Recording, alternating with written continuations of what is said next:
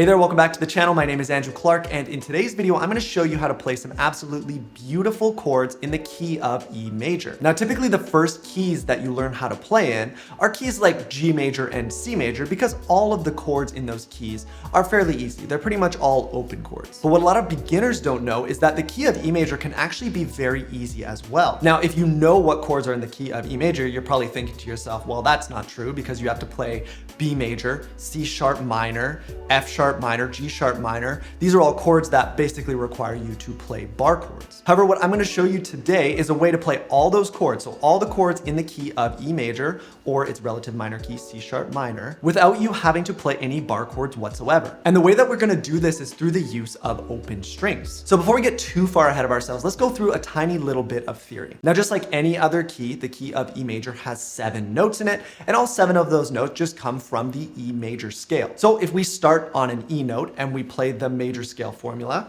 we would end up with these notes. We get E, F sharp, G sharp, A, B, C sharp, D sharp, and then an E again to complete the octave. So obviously you're gonna recognize that do, re, mi, fa, sol, la, ti, do.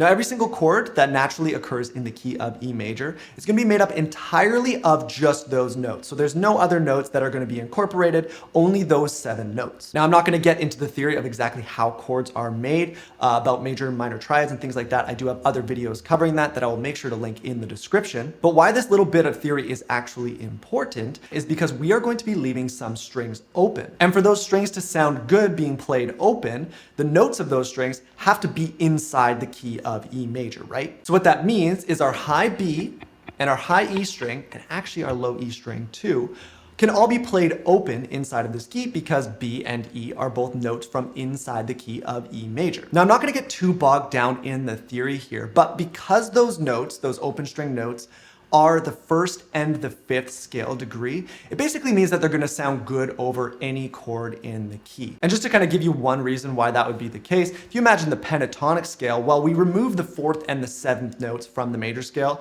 So an E major pentatonic scale, just gonna have 5 notes, removing that 4th and that 7th. Because the 4 and the 7, they don't always sound so great over every single chord in a key. So we take them out. Pentatonic scale sounds great otherwise. And you'll see that 2 of those notes from the pentatonic scale as well are B and E. So again, these notes pretty much just sound good over any chord. So let's get started with the actual chords. Now, the first chord is very simple and basic because you probably already know it, a straight up just E major chord. And you can see we've got the B and E strings open, and we actually have the low E open as well. Now, the next chord, again, because it's easy, is going to be the 4 chord, which is an A major, and we can do the same thing. We typically already know the A major. Make sure you're muting or skipping that low E string. Right? A standard A major chord. What we can do is, because the open strings work, is we can actually remove that finger right there. And so we can play the B and E strings open while playing this chord. We're still going to mute the low E string, and we've got this. So instead of, we get this. That actually turns it into an A sus2 chord. So now we can continue from here. Now, the most important chords in a key, the most commonly used ones, are the 1, 4, 5, and 6. So if we want to move to a B major, which is the 5th chord in the key of E major, what we're going to do is, instead of playing a bar chord, so typically here you would play an A shape, an A major shape bar chord rooted on the A string, and it would look like this, or however you decide you want to play it. But what we're going to do instead is we're going to basically make a power chord shape. So we get this one right here. So on the A string, 2nd fret. Then we're going to get up here, we're going to grab the 5th. So it's up right there on the D string on the 4th fret. And then we're going to tuck our pinky in right underneath to get the octave. So it's going to look like this. And those are the only notes you're going to fret because we are going to leave the B and E string open. Now, once again, I want you to mute the low E string. You technically could have it come through, but the lowest note in a chord is technically going to sound kind of the most dominant. So we do want to keep it out for any chords that are not the E major. So we're going to mute that. And I just like to do it with my middle finger, let it come down right here, and it just rests right there. It's not fretting or anything. It's just resting on the string so it doesn't come through. And we're going to play all the remaining strings.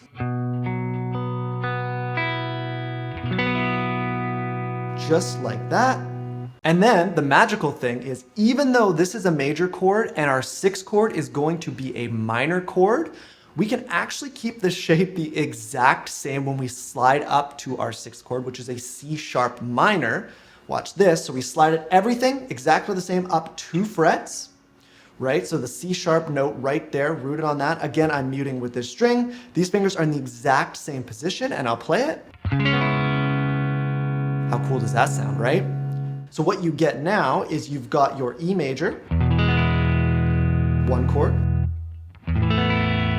4 chord with our A major, then this new shape, B major, C sharp minor. So already those are some pretty cool sounding chords. And you can play a whole bunch of songs just with the 1, 4, 5, and 6. Tons of chord progressions out there like this, like a 6, 4, 1, 5.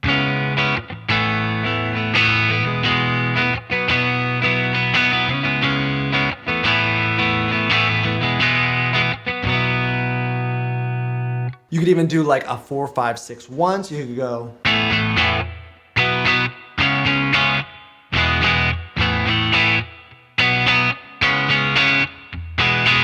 There are a whole bunch of combinations there. Now what I want to move into next is the 2 and the 3 chords. Now this is where things are a little less easy. They get a little more challenging, but I'm going to show you kind of an easy alternative if you can't quite do it. So for me, I'm somebody who likes to play with their thumb. If you're not at this point yet, like I said, totally fine. I'm going to show you an alternative. But if you can play with your thumb, if you can get it around, or if you feel like maybe it's something you can start doing now, then I'd suggest starting maybe with these shapes. But what we're basically going to do is if we look at, so the 2 chord in the key of E major would be an F sharp minor. So typically you would play that as a full bar chord like this. But what we can do is we can leave that B and that E string open. And the way to make that shape work, it's a little bit weird, but basically you're going to, so if you're making the bar chord, you're going to leave the pinky and the ring finger just like that, fingers 3 and 4, right where they are on the 4th fret there on the A and the D string. And then what you need to do is you need to put this pointer finger right here back 2 frets and on the G string. So right now we've got this, right? And then we leave the B and E strings open. And then this is where it gets a little bit challenging. If you want that low root note for the chord, you're gonna have to sneak your thumb around and grab that note. So you can see on the 2nd fret here, my thumb's coming around and it's allowing me to grab all of these notes and I get this chord.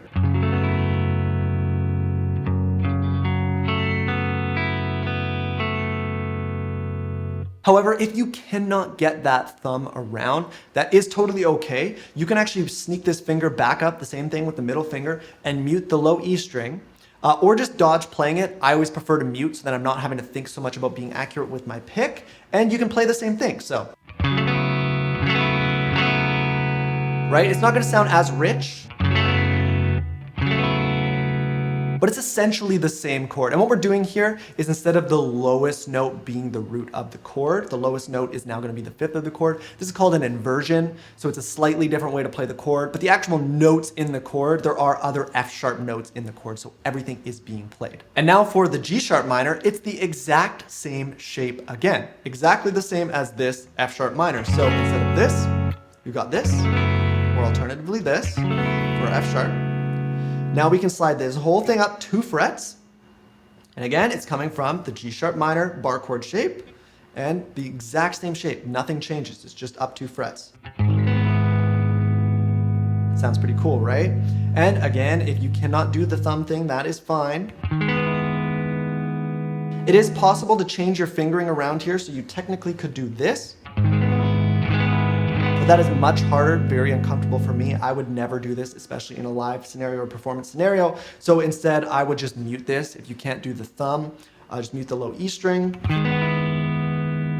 Even though technically you could open that low E, it's gonna make the chord sound weird. So if I play it, you can hear how dissonant it is. When the lowest note in the chord is not only not the root note, but also not one of the other important notes from that chord. It's just a different note from the key. It's gonna sound weird, so better to mute it or move the thumb around and play. play it. So now you've got the 1, 2, 3, 4, 5, and 6 chords. And we're not even gonna worry about the 7 chord because you pretty much are never gonna play it. I'm still gonna show you a way to do it at one point here, but we're gonna kind of go to it after. So what we're gonna do now is we're gonna take things kind of another step, again, allowing us to use that open B and E string to kind of have more options. So we don't just have to play the E major chord the way that we're already used to. If we want to play it in a totally new way, what we can actually do is we can find an E note rooted on the A string, and we can use the exact same shape we were using for the B and for the C sharp, but for an E. So one quick thing is when you're playing that A, I actually like to use my pinky and my ring finger for it instead. And the reason for that is because when you're going from your 4, you can just slide these fingers up, 5, slide up to your 6, right? And if the same thing if you're sliding down, you don't have to kind of change any fingers out, it makes it easy. But what we can do is that same shape, we can go all the way up to the 7th fret, exact same shape as the B and the C, but we are now playing an E major chord, which is the 1 chord in the key of E major. And because this is an E chord, we can actually also play that low E string. So we can play it all the way like this.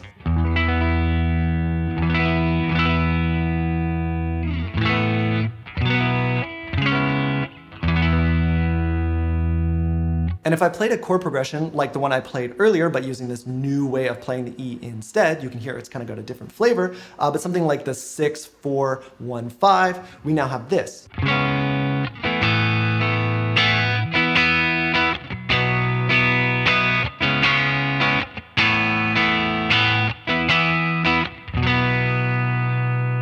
Okay, so I hope you're following along so far. Like I said, these chords are pretty simple to play. They're basically just a bunch of power chords, with the exception of the ones that require your thumb. Like I said, play the alternate version if you need to. Now I'm gonna get into some more kind of intermediate versions of these chords. They're still very easy to play, but kind of using them is gonna kind of be up to you and your own creative discretion. But basically the idea is we can keep playing all of those same shapes, continuing up the scale and the key. So for example, when this is an E, we can keep going. We've got an F sharp, we've got a G sharp, and whether it's major or minor doesn't matter because we're not including the major third or the minor third. We're just playing the open B and E instead, so it all works. So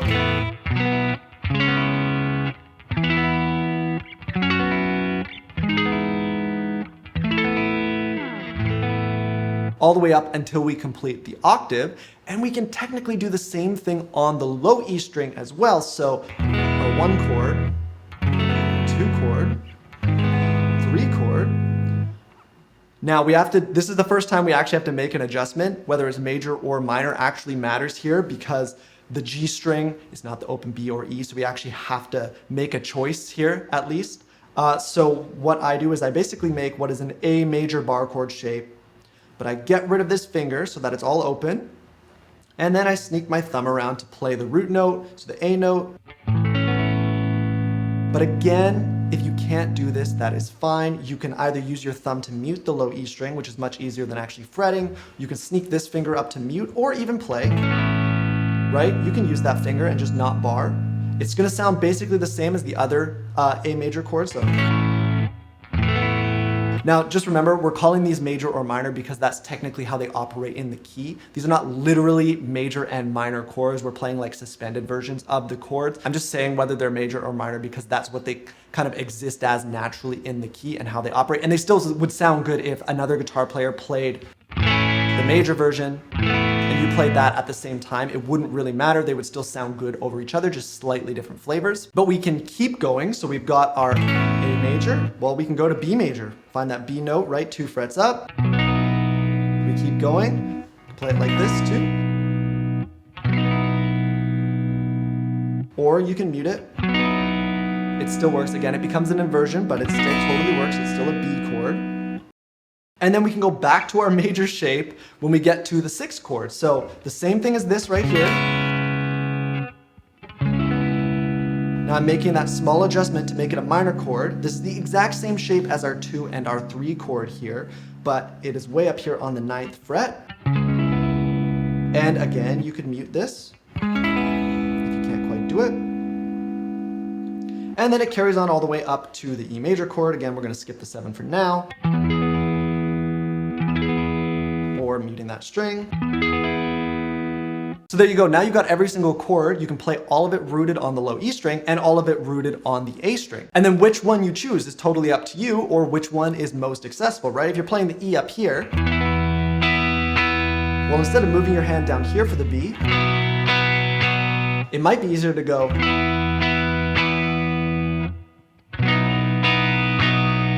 and then to go up to this one.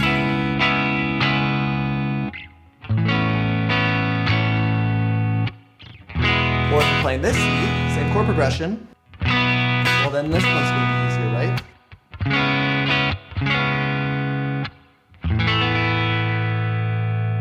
Okay, so just to recap, up until this point, we've got 1, 2, 3, 4, 5, 6, not touching the 7, and then we've got the 1, right? And we can do that all over the place with all of these new shapes. Now, as for the 7 chord, the way that I like to play it, if I'm going to play it and I need to play it, there's a very kind of easy way to do it. You can do like a full proper shape. You can do, right?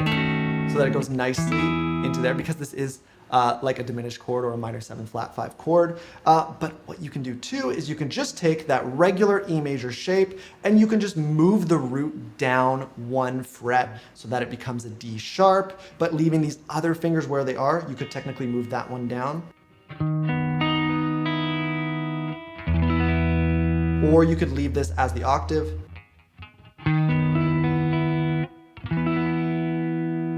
Right? It's not as dissonant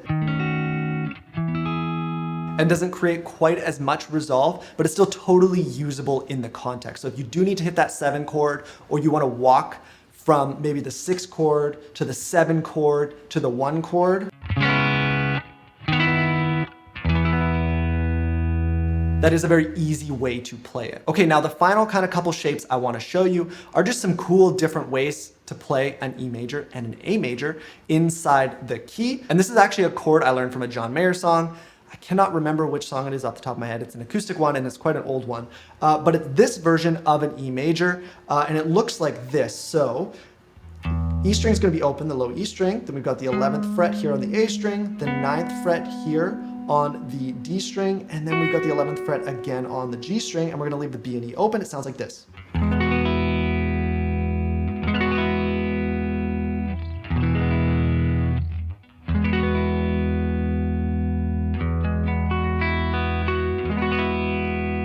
I think maybe the song is called No Such Thing, but I definitely can't remember for sure. So please don't roast me in the comments if I'm wrong. But very cool chord, right? Well, alternatively, we can play an A major chord as well, like this. So we're going to leave the A string totally open now, and we're going to play this note here. So it's going to be on the D string, the 11th fret, and then we're going to go all the way up to the 13th fret on the G string, and then we're going to leave the B and the E, the high E, open. Make sure we are not playing the low E for this one, the low E string, and we're just going to go. Sounds pretty cool, right? So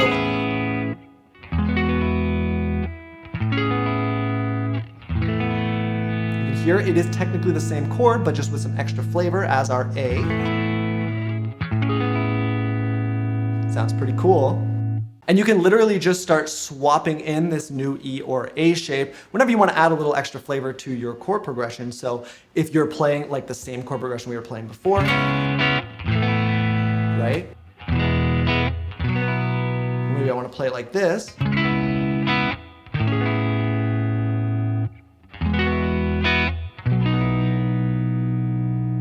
Right? The exact same chord progression, just played in a more interesting way. And once again, especially if you're not incorporating the thumb, these shapes are very, very easy to get figured out. The main thing is make sure that your hand is not collapsing down onto those strings. It can kind of be hard to get your fingers up and out of the way enough of those B and E strings to make sure they ring through, but with a little bit of practice, you'll definitely get it. Now, there's so much more that you can do here. We're kind of just scratching the surface, giving you a good foundation for playing in the key of E major.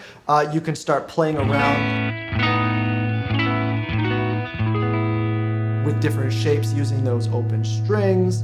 A great riff that I play all the time, it's one of my favorite riffs, is from a Keith Urban song, Somebody Like You, does basically the same thing.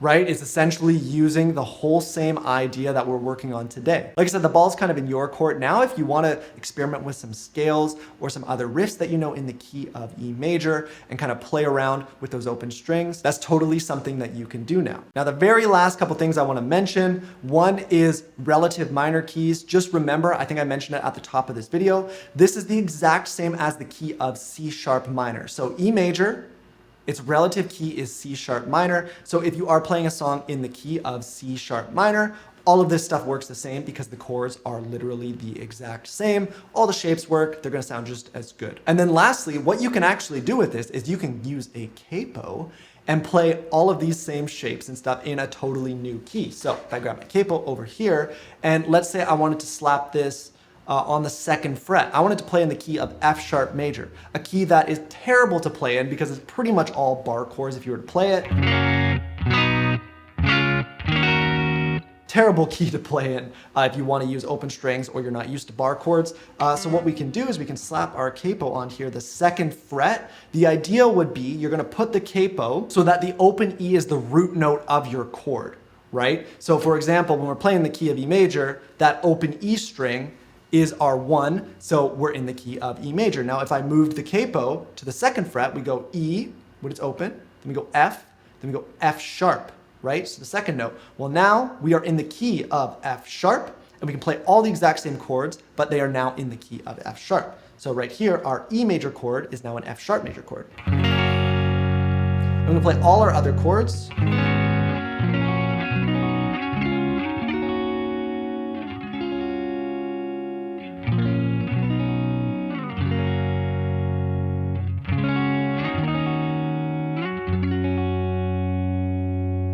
And this is even a way that you can play chords. Maybe you already know one way to play them, but now you can play them a totally different way. So let's say there's another guitar player in the band and they're playing in the key of G major, a key that everybody's comfortable with, and they want to play G, D,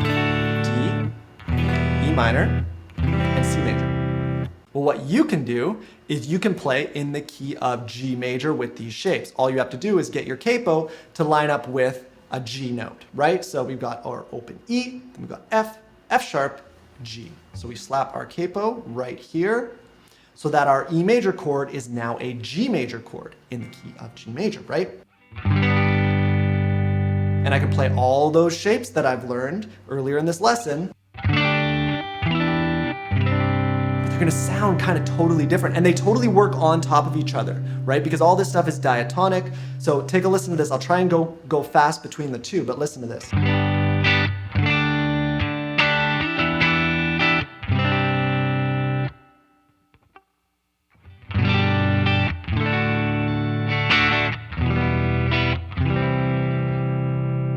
So you can see the exact same chords, just sounding a little bit different. Okay, so that's all I wanted to cover in today's lesson. It was actually a lot, I would say, especially if you're not familiar with any of these shapes. There's a whole bunch for you to learn. I would just say, don't go too crazy and feel like you need to learn every single shape because you kind of learn multiple ways to play the same chord, right? I would say just focus on learning how to play one variation of each chord first, and then down the road, you can add the other variation. So I'd really like to know from you if you found these shapes helpful. Some months back, it might have even been in January, I made a video very similar to this one, but going over chords in the key of G major, again, utilizing open strings. And personally, I find these types of chords to be incredibly valuable and very satisfying to play. So please let me know if you enjoyed the lesson and you wanna see more chord shapes like these. There are a whole bunch more in other keys that I can cover in future videos. If you enjoyed this video, please give it a thumbs up, and please also consider subscribing to the channel here on YouTube as well. I release a new guitar video just like this one every single week. Now with all that said, thank you so much for watching, and I will see you in the next one.